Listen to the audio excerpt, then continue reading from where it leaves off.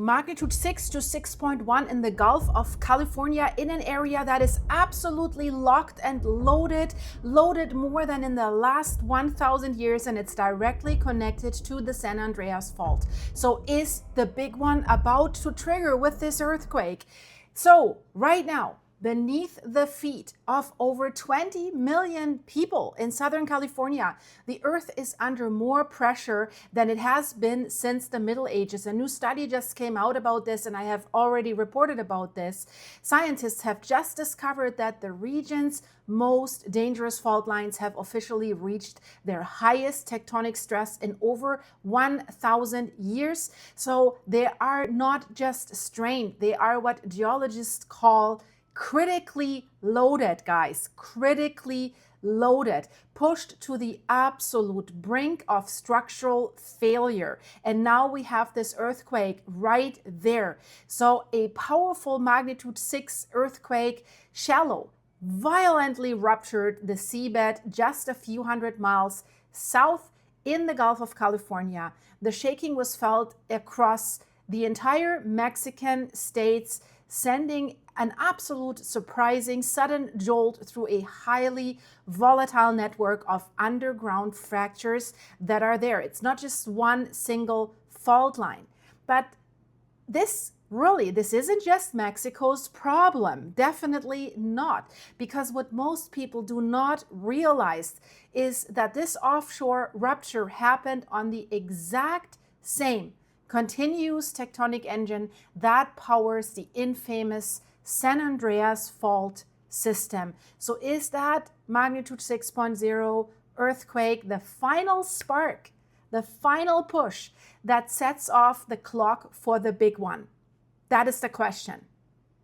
So I'm going to break this down, that terrifying hidden connection between today's Gulf earthquake and the newly threatened, critically loaded fault system, and the geological gate that they found that could trigger a multi-catastrophe unlike anything modern humanity has ever seen. Maybe if you have seen my past video about that, you know what I'm talking about, because don't blink, guys. The fuse is officially lit. To understand the danger, we first have to look at exactly what went down in the ocean at 12:45 p.m. local time. A sharp magnitude 6 earthquake struck the Gulf of California. Epicenter was located offshore northeast of La Paz. Lots of tourists there, Mexico. So for an earthquake to register as a magnitude 6.0, a massive amount of energy has to be released instantaneously. So we're talking about something substantial, guys. This wasn't a minor tremor. This was a major tectonic event. But the real reason why this earthquake sent shockwaves through the scientific community especially isn't just the size of it, it's the depth.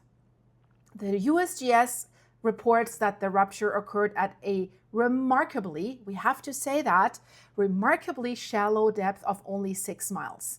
That's 10 kilometers.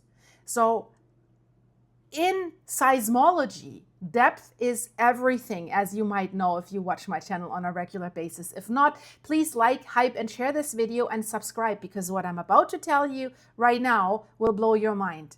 When an earthquake is deep within the earth, the surrounding rock absorbs and dampens a lot of the energy before it reaches the surface, right? Before it has an impact on buildings and structures. But a shallow quake, the energy almost has no buffer. So it strikes the surface, basically what we can say with raw, unfiltered violence. And these are the kinds of earthquakes that bring structures down. The shaking has rattled coastal towns and sent residents spilling out into the streets across northwestern Mexico. I mean, they have in their mind the catastrophe that is unfolding in Venezuela.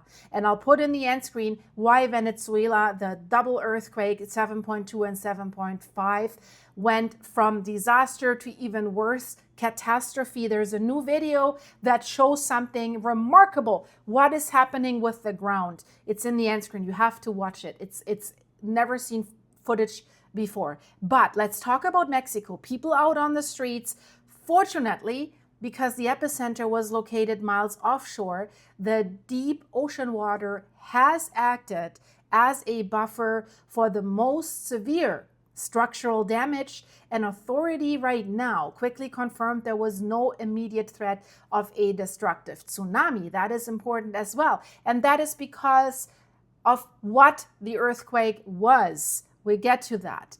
But while coastal residents check their properties for cracks, seismologists are busy immediately turned their eyes north towards California because they know exactly which tectonic monster this earthquake just poked. It did that, definitely. So we need to talk about the hidden engine of the dangerous San Andreas Fault that is locked and loaded and absolutely overdue. If we look at a standard map of the San Andreas Fault, and it looks like a single line that basically neatly tracks through California, and then it magically vanishes right around the Mexican border. Yeah, but that's not the real truth. Geology doesn't care about international borders. The San Andreas Fault doesn't end at the Mexican border. It evolves.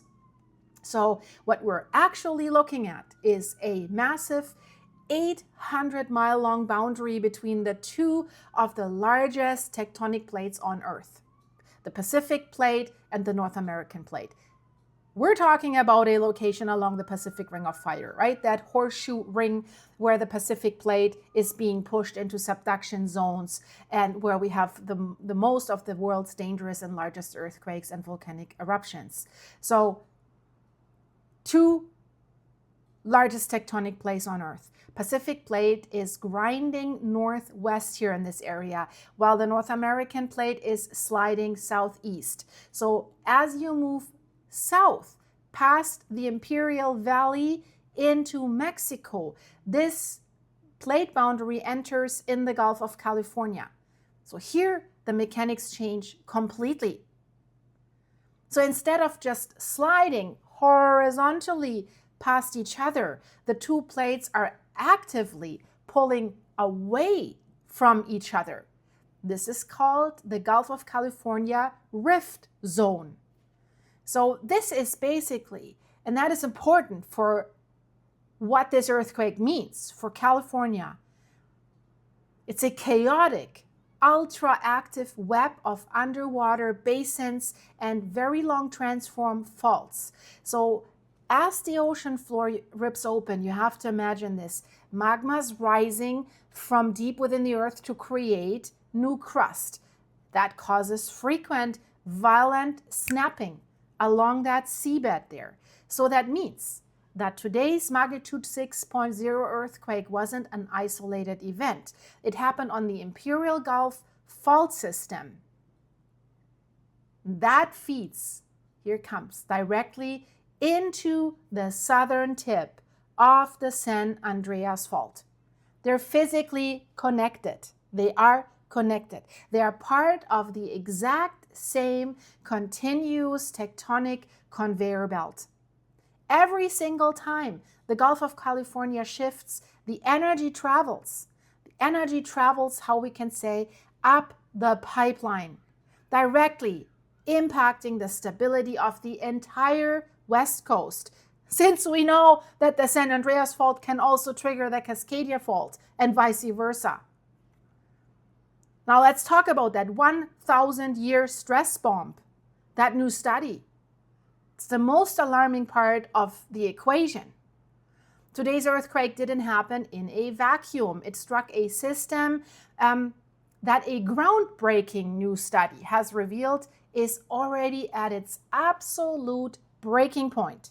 A team of geologists recently published an unprecedented analysis of the tectonic stress levels in Southern California. So they have measured centuries of crustal deformation and have compared it to historical rupture data. And they uncovered, guys, I have to call it like this, a terrifying reality. The Southern San Andreas Fault and its highly dangerous neighbor, the San Jacinto Fault have reached their highest accumulated stress levels in over 1,000 years. So think of this as a massive mechanical spring.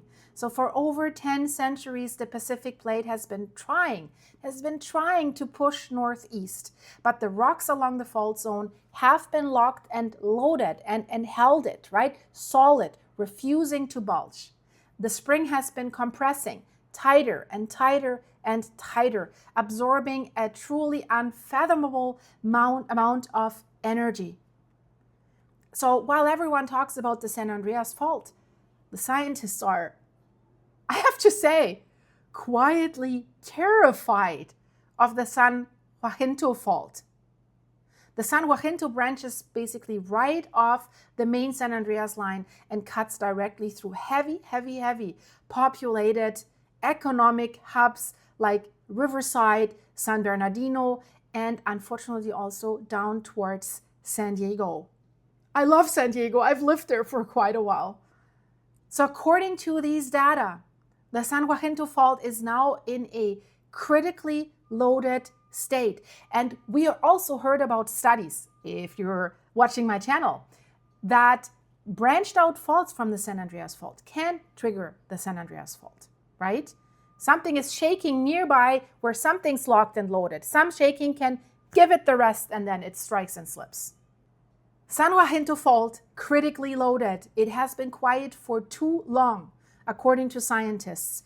It has stored up energy right underneath major highways, skyscrapers, and suburban neighborhoods. The study warns that the entire system is so hypersensitive that even the slightest tectonic nudge could cause the whole thing to come crashing down. So to put that up in perspective for you guys, the last time these faults held this much pent up energy, the Crusades hadn't even begun. Human beings have never lived around these faults in a state this dangerous. So can this magnitude 6.0 earthquake, that's the big elephant in the room, can this trigger the big one? So let's answer the question that I'm sure brought every one of you here. Is this really possible? Can it trigger the San Andreas Fault?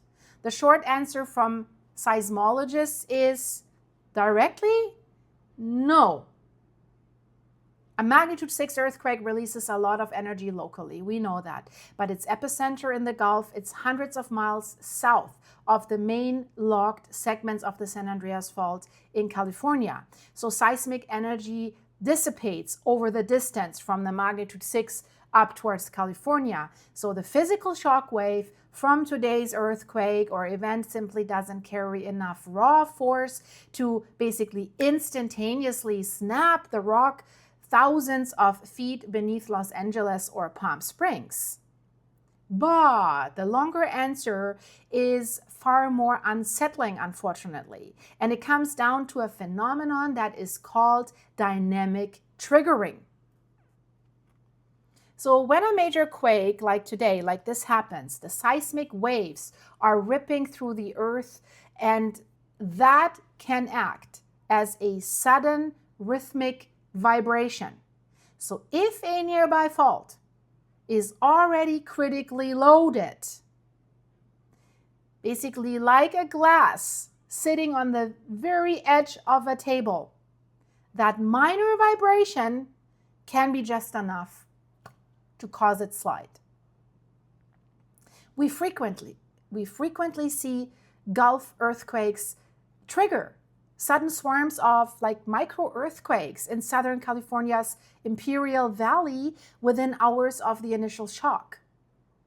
So, and furthermore, every time the Gulf of California rips open and moves, it acts as the literal engine. Now it comes, driving the entire system. It releases tension in the south, only to jam the plate, unfortunately, even harder into the locked segments further north in California. So today's earthquake may not have snapped the San Andreas Fault today, but it undeniably added more weight to a scale that is already completely overloaded. Because if it slips further south and it doesn't slip in the north is under more strain. But let's talk about the earthquake gate, because that is important as well. I've reported about that, but now this comes into play. Now this comes into the big picture. That brings us, I have to say, it can get worse than that, to the ultimate worst case scenario that seismologists are actively prepping for.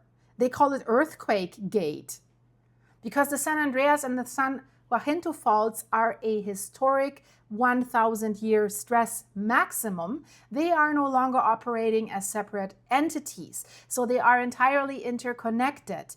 They meet. This is the important point. Where do they meet? They meet at a vital geological junction in Southern California known as the Cajon Pass. I hope I pronounced this right. In my last video, I said Cajon Pass. I hope this is okay for you guys. Scientists refer to the Cajon Pass as an earthquake gate, because under normal stress condition, a rupture on one fault system, when it hits this junction, the gate remains closed. But now, with both systems, both faults, critically loaded, models show us that the gate is wide open. What does that mean? If a rupture begins on the San Jacinto Fault, it can blast right through the Cajon Pass, jump state lines, and simultaneously ignite a massive multi-fault rupture down the entire length of the San Andreas Fault. So this would result, I have to say it, in a joint mega earthquake, a catastrophe that would simultaneously compromise infrastructure from San Diego all the way down to San Francisco. So the earthquake today, the magnitude 6.0, we can't just say, I have it down in Mexico, right? No biggie, no problem. No, that earthquake in the Gulf of California is a stark, undeniable warning from the planet that Shizzy could hit the fizzy big time. The tectonic engine there is running, the pressure is absolutely mounting there, and the 1,000-year clock is, it's ticking for California. I'm sorry to say that, it's ticking down to zero. It's no longer a matter of if the big one will happen, but only exactly when. And the question for you is, if you live in that area, is when that gate opens, are you ready? And I just recently saw a local earthquake specialist in California say, she said, we're not ready. And she was quite talking a little bit through the bush of flowers, saying it can happen any minute and we're not ready. It's going to be an absolute disaster. And now think that if this disaster happens, it triggers the Cascadia Fault, magnitude 9+, west coast of Oregon, Washington, and Canada. That would be, I don't even want to think about this. Let me know your ideas, your emergency plans in the comments, guys. Are you prepared? Are you worried about this? Please stay safe, and I see you here. If you click here, I mean, this is absolutely crazy what is going on in Venezuela. There you can see how the ground moves. I'm showing you a video that will blow your mind. Actually, I'm showing you 4 videos that will blow your mind, that have first time ever caught on CCTV camera what the ground is doing. Because you think in an earthquake, it's just shaking. No, this is insane. Watch it. I promise you, you will not regret it. I see you. Bye-bye.